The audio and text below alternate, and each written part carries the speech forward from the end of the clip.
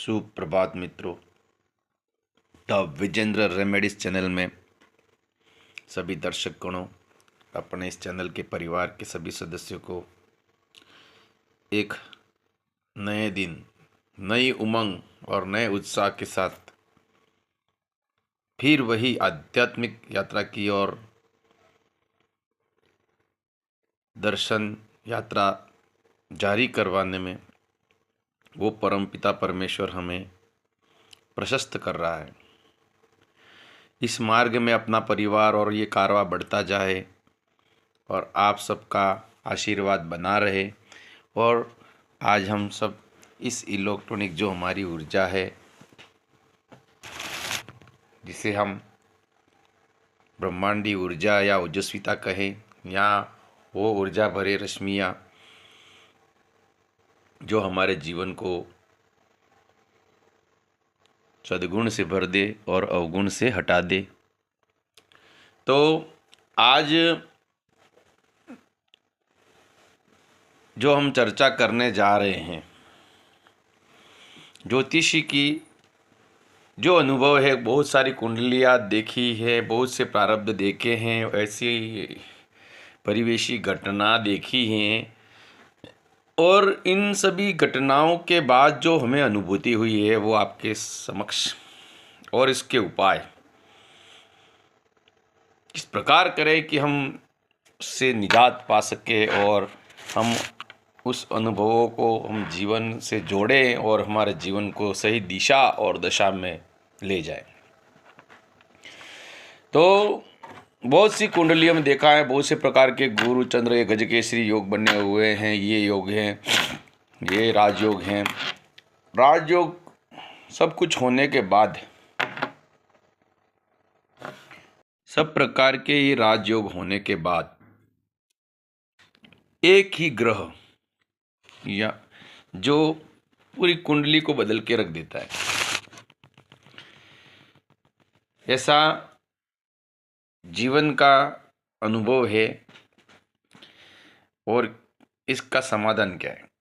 कुंडली में केवल एक ग्रह जो है गुरु। यदि किसी कुंडली में गुरु देव नीच होकर के बैठ गए, नीच अवस्था में, तो वो क्या क्या प्रभाव देते हैं। जैसे वो कुंडली कौन से भी लग्न की हो, कोई मतलब नहीं है, लेकिन उस कुंडली में यदि गुरु देव मतलब बृहस्पति जो ग्रह है वो नीच अवस्था में, मतलब मकर राशि में बैठा है, तब मकर राशि में जब गुरु बैठते तो वो नीच के माने जाते। तो क्या होता है? तो गुरु और उनको मैं ब्रह्मांडी जो शक्ति है उसे जोड़ना चाहता हूं।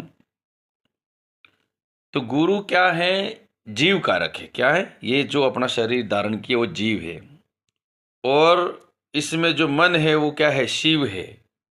मन है वो शिव है, शरीर है वो जीव है, वो परम आत्मा ऊर्जा है, वो सूर्य है, और उसके चारों ओर जो वास हो रहा है वो शेष शैया पर बैठे विष्णु नारायण, मतलब लक्ष्मी जी है।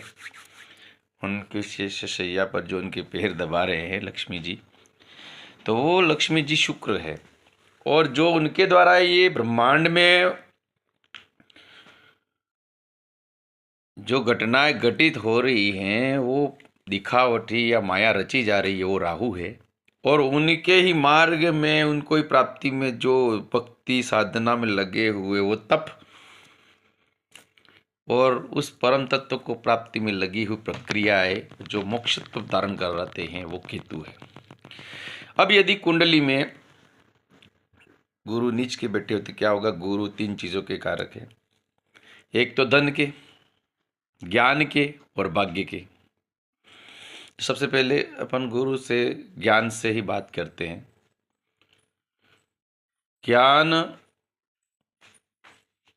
ज्ञान है ना। अब क्या होता है, आपने महाभारत देखी होगी। कर्ण ने सब प्रकार का ज्ञान गुरु से प्राप्त कर लिया, लेकिन जब अंत समय जब उस ज्ञान की जरूरत पड़ी तब वो इसका उपयोग वो नहीं कर सका। तो गुरु नीच का हो ऐसा नहीं हो, ज्ञान नहीं होगा, ज्ञान होगा, ज्ञान कितना भी प्राप्त कर लेगा, लेकिन उस ज्ञान की जो स्किल्स होगी उसका वो सही उपयोग नहीं कर पाएगा जीवन भर। मतलब बहुत से प्रकार की स्किलें सीख लेगा, बहुत ज्ञान प्राप्त कर लेगा, लेकिन उस ज्ञान का उपयोग सही जगह नहीं कर पाएगा। सब प्रकार की डिग्रियां ले लेगा, सब प्रकार का ज्ञान प्राप्त कर लेगा, लेकिन कौन से क्षेत्र में जाना है और उस ज्ञान का सही उपयोग नहीं कर पाएगा। तो पहले तो गुरु का जो तत्व है ज्ञान, तो उस ज्ञान का कोई मतलब नहीं रहा, मतलब वो ज्ञान व्यर्थ में चला गया। दूसरी बात आती है भाग्य की। तो भाग्य प्रारब्ध में अब क्या है, ये प्रारब्ध में रोड़े क्यों अटके? तो हो सकता है उसके कुल में, उसके पूर्वजों ने, या उसके जो खानदान में कोई भी व्यक्ति पहले वरिष्ठ हुए, पूर्व जन्म का जो प्रारब्ध है उसमें हो सकता है उन्होंने किसी गुरु समान व्यक्ति का अपमान किया हो, या पूजा साधना भक्ति करने वाले ब्राह्मण या ज्ञानी व्यक्ति को इन्होंने दंडित किया हो, या पीपल या वट वृक्ष को काटा हो, या किसी प्रकार की मूर्ति या ऊर्जा धारक शक्ति को खंडित किया हो, या गाय का कोई ऐसा गलत जीव से किया हो। तो ये सब चीजें गुरु तत्व संबंधित है, उनसे संबंधित दोष होने के कारण ये कुंडली में गुरु नीच का बनता है, ये प्रारब्ध का है। और वर्तमान जीवन में जन्म के पश्चात यदि जीव द्वारा, उस प्राणी द्वारा गलती होती है तो गुरु से क्या करता है, झूठ बोलता है, या गुरु की आज्ञा का पालन नहीं करता है, बड़े बूढ़ों का सम्मान नहीं कर पाता, तो भी गुरु खराब हो जाता है। ये इस प्रारब्ध जन्म के बाद की घटना है। तो जब जब ये गुरु खराब होता है, तो आपको बता दिया मैंने कि ज्ञान है उसका अंत समय जहाँ स्किल्स सब होने के बावजूद भी उपयोग नहीं कर पाता, व्यर्थ चला जाता है। ज्ञान क्या है, भाग्य के कारक। तो भाग्य के राह में कोई भी कार्य करने जाएगा तो राह में रोडे अटक जाएगी, कोई भी कार्य मांगलिक करने जाएगा उसके कार्य में विघ्न आएगी, कोई कार्य वो ढंग से नहीं करने पाएगा। काम अच्छा हो रहा है, सब प्रकार कर लेगा, एंड टाइम में उसका काम बिगड़ जाएगा। भाग्य के राह में रोडे अटक जाना। अब धन का कारक है, वैभव का कारक। तो धन का कारक तो क्या होगा कि धन मिल भी जाएगा, लेकिन कितना भी कमा ले लास्ट में वो दरिद्र बन जाएगा।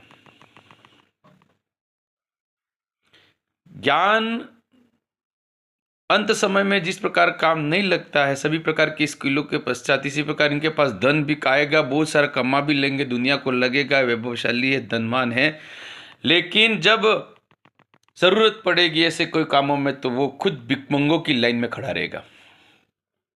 ये नीच के गुरु की विशेषता है, और भाग्य के नाम का रोना रोएगा। तो ये गुरु तत्व से संबंधित अब इनकी संतानें हैं, वो ज्ञान, ये गुरु नीच यहाँ तक ही नहीं रुकता है, वो आगे पीढ़ी में भी जाता है। तो उनके गुरु खराब हैं तो क्या वो इनका समाधान इस पीढ़ी तक नहीं हुआ, वर्तमान जातक द्वारा नहीं किया, तो ये दोष अगली पीढ़ी तक स्थानांतरित होता है। आने वाले उनके बच्चों भी फिर क्या होंगे, वो गुरु संबंधित जो एलिमेंट है उनसे बचे रहेंगे, उनको कोई ज्ञान शिक्षा ये मतलब नहीं रहेगा। नदी धारण करेंगे तो वो उसका सही उपयोग नहीं कर पाएंगे। उनमें जो बरकत होगी गुरु की कारण, धन यश मान वैभव, गुरु का जो पदवी, इस हिसाब से उनको नहीं मिल पाएगा। तब इसका उपाय बता देते हैं। ये तो टॉपिक इतना लंबा जितना खींचो खींच सकता है, हमें लंबा कोई ये ऐसा वीडियो बना के कोई यूट्यूबर नहीं बनना है कि लाइक करो, सब्सक्राइब करो, कमेंट करो और ये हो जाएगा। इतना लंबा वीडियो बनाओगे, व्यूअर्स आएंगे, टाइम्स आएंगे। लेकिन कोशिश इस क्षेत्र में है कि अपने पास जो ज्ञान है वो आपके समक्ष ईश्वरीय शक्ति जो मिली है या उनका जो आशीर्वाद है इस ऊर्जा का, तो उसको अपने जो है उसको बांटते चलो। और है उस ऊर्जा का, वैसे क्या है, ऊर्जा को एक रूप से दूसरे रूप में रूपांतरित किया जा सकता है, न तो नष्ट किया जा सकता है, न उत्पन्न किया जा सकता है। यही रूल्स है, इस हिसाब से चल रहा हो। तो जो अपने पास है वो इसको विस्तृत करें, और ये इस प्लेटफॉर्म है, उस पर सेव रहेगा ये ज्ञान। तो इसके उपाय है अक्काट्य सूत्र, विष्णु सहस्त्र नाम स्तोत्र करना ही है, और ये स्तोत्र नियमित संकल्पित होकर करना है। आज किया न कल नहीं किया न परसों किया न, ऐसा नहीं चलेगा। आपको नियमबद्ध, यदि कोई भी पूजा करना है, पाठ करना है, विधि विधान कोई भी चीज है, एक निश्चित स्थान का भी महत्व है। उस स्थान को भी ऊर्जा और क्या किया जाता है, मोशन दिया जाता है। वहाँ पे जो अणु परमाणु होता है उनको मोशन देना है। तो निश्चित समय पे क्लिक होना चाहिए वहाँ पे।